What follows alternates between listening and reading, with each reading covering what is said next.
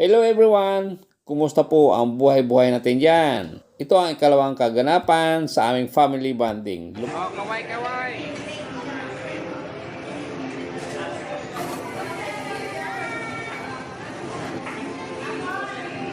Nagumpisa na si May sa pagluluto sa single burner o kalan. Pangalawang kalan ay si Leia naman ang nagluluto. Si Ethan dati, hindi talaga kumakain ng gulay yan. Pero ito ngayon, kakain na siya. Nilalagyan ng palaman yung litos para naman masarap ang panlasa. Isubo niya lahat. Ayan. Grabe ako makanguya.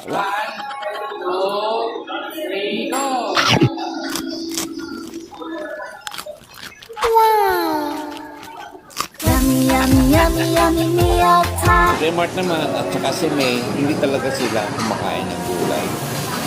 Sa paglipas ng mga panahon, siyempre lumalaki na sila. Kahit pa paano, kumakain sila ng mga gulay. Hindi nga lang lahat, pilit lang.